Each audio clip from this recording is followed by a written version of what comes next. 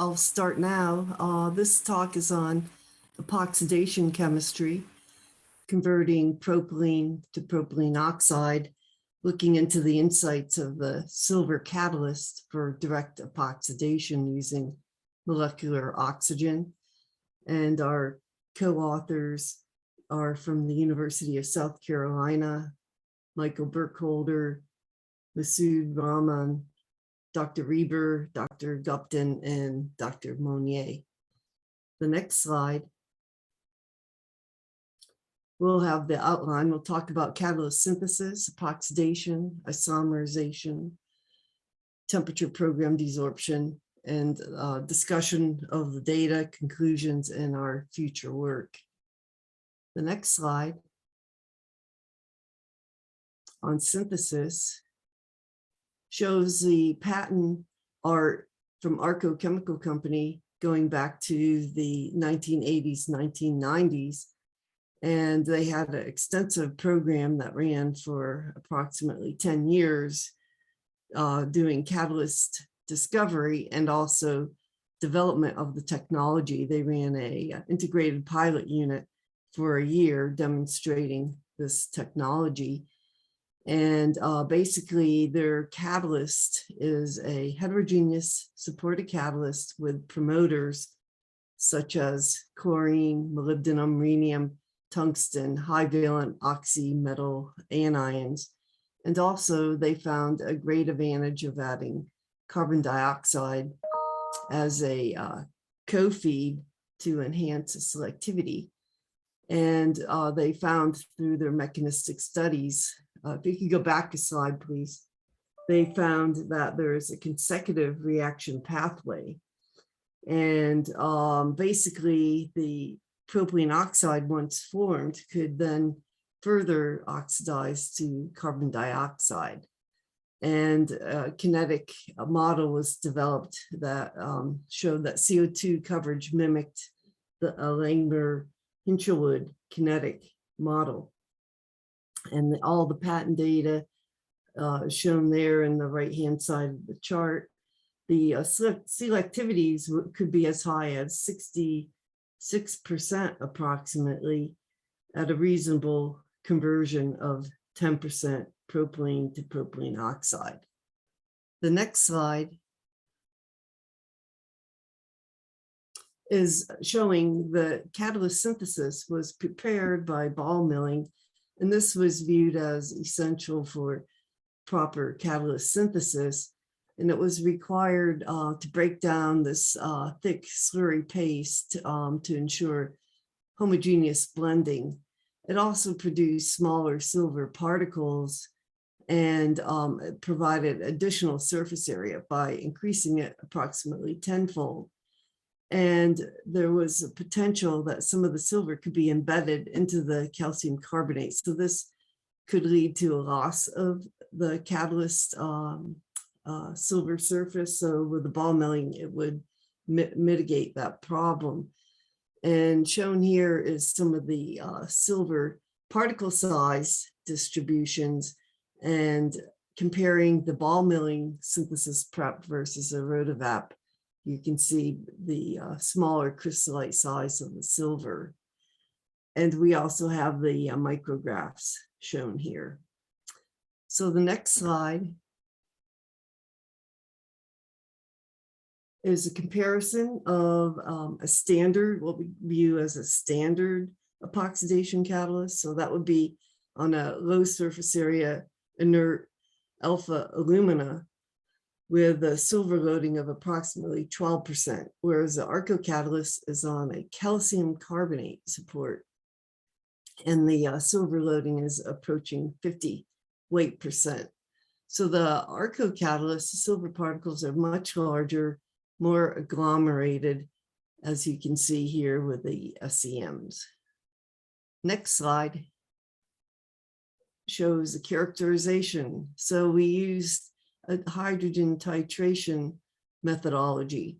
First, the catalyst is reduced with hydrogen at 280 degrees C, and then oxygen absorption was carried out at 170 degrees C.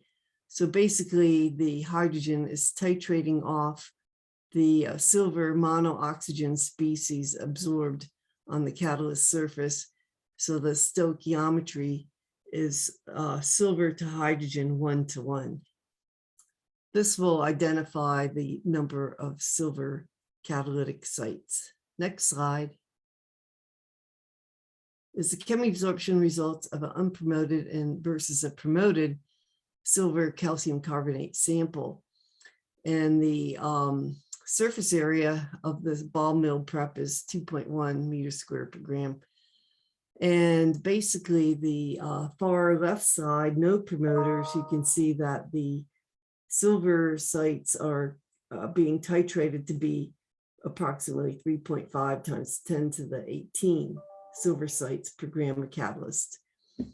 The middle section here, we now have potassium added as a promoter at 1.9 weight%. And now, using the same titration method, we can see that the hydrogen uptake is now coming in at roughly a different amount versus finally the far left side, we can see the addition of molybdenum, 0.8 weight% molybdenum, still having 1.9 weight% potassium. So there is an impact on the silver catalytic sites. Next slide. The effect of cesium loading on the hydrogen uptake. And now we're going back to the standard epoxidation catalyst of 12 weight% silver on alpha alumina. So here there's the cesium is much lower percentage on the catalyst. It's a ppm level. It's being raised from 350 to 800 to 1,000. And the impact on the amount of silver sites is less impactful. So there's less blocking and coverage of the silver active sites versus what we saw in the previous slide. The potassium was blocking the silver catalytic sites. The next slide, we'll talk about the actual epoxidation reaction studies. And if we go to the next slide, here's a mechanism. So as we mentioned earlier, propylene oxide can undergo allylic oxidation, which will lead to carbon dioxide and water formation, which is not desired. So you want to have the mechanism such that the electrophilic oxygen will interact with a double bond to form the propylene oxide. Here we have the slide with the reaction evaluation, and we're adding in gas phase variables, ethylene chloride and NO, and these are viewed as promoters. So with the addition of NO, you can see with the blue line on the bottom left-hand side that the addition of NO gives a vast increase in activity of the catalyst. If you look at the impact of the ethyl chloride, when ethyl chloride is added into the feed, there's a significant enhancement in the PO selectivity. So each of these vapor phase promoters play an important role in the catalysis. The next slide. So we need to understand what the role of these promoters are. And it's the ethyl chloride helps to change the polarity of the silver oxygen species to enhance the addition across the double bond of the propylene. And as you can see, as you're increasing incrementally the ethyl chloride ppm level of the promoter, the PO selectivity in a stepwise manner increases significantly. And also the amount of CO2 declines, which is favorable for propylene selectivity. The next slide shows the optimization we studied for the ethyl chloride. So we found a optimal area of approximately 50 ppm ethyl chloride in the feed.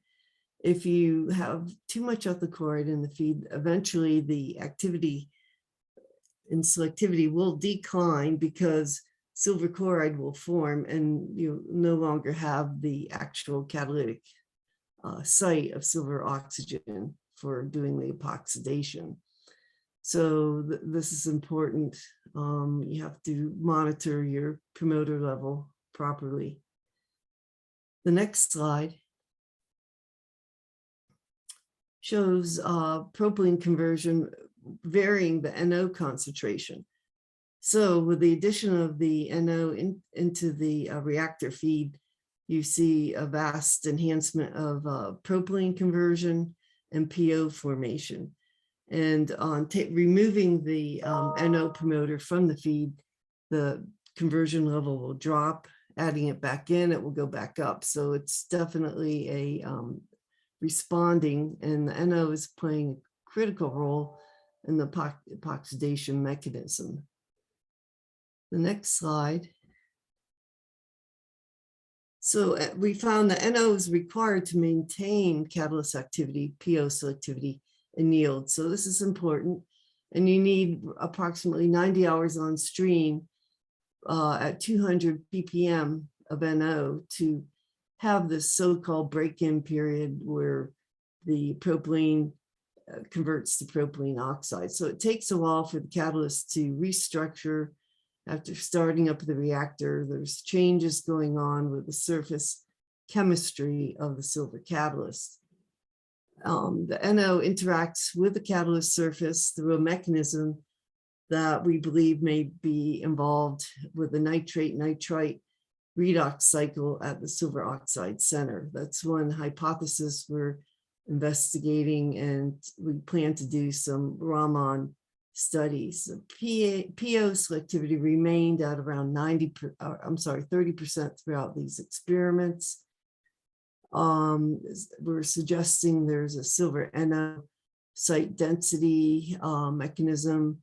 PO selectivity is dependent upon these sites. Removing NO from the stream causes the PO conversion and PO selectivity to drop rapidly, as you saw previously. The rapid response of propylene conversion when NO is varied and removed after starting up the reaction suggests that NO kinetics are not rate limiting to the reaction. Next slide shows the potassium promoter variation. So we varied the potassium loading from no potassium up to 2% potassium.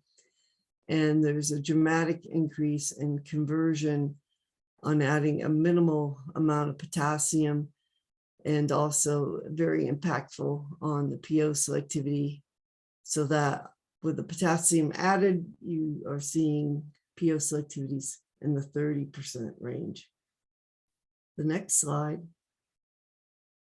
With respect to this loading, a neutral relationship with propylene conversion and a positive correlation with PO selectivity were observed. So you definitely need the potassium to have an active catalyst. And with higher loadings, the PO selectivity is higher. The potential role of potassium appears to facilitate a charge transfer between the silver and oxygen centers and the propylene pi bond to activate the catalyst.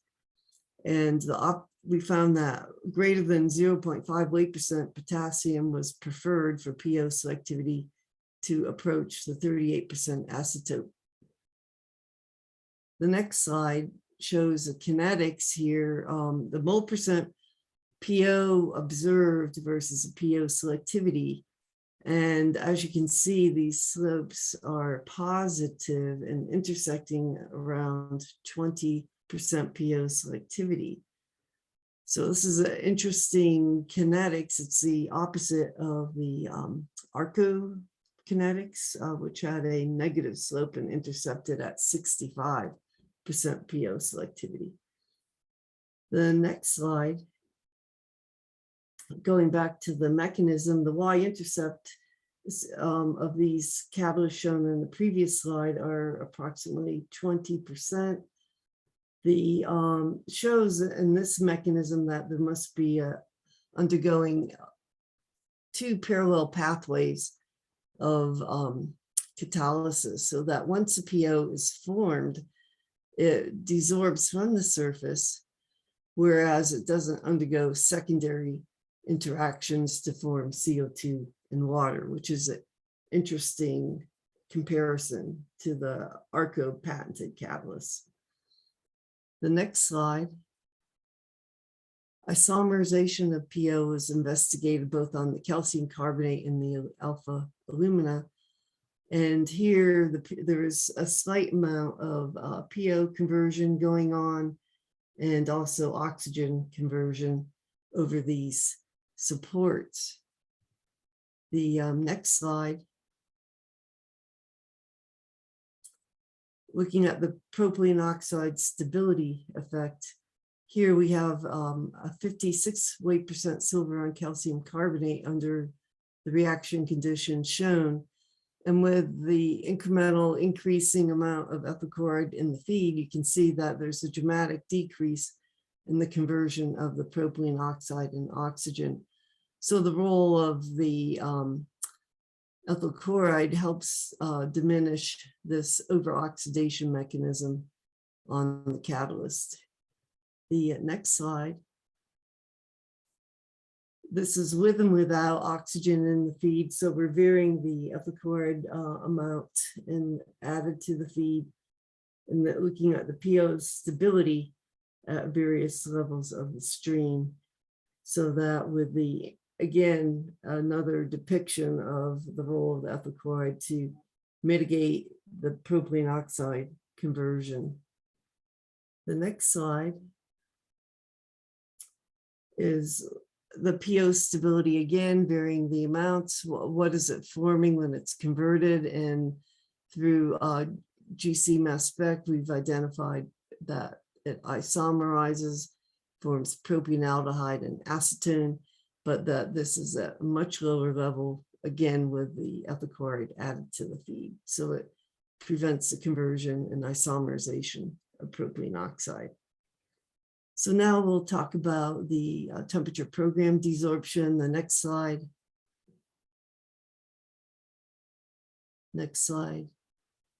Here we're looking at the catalyst with and without promoters, and the desorption with no promoters begins quite early at less than 100 degrees C. Again, we're observing propionaldehyde and acetone.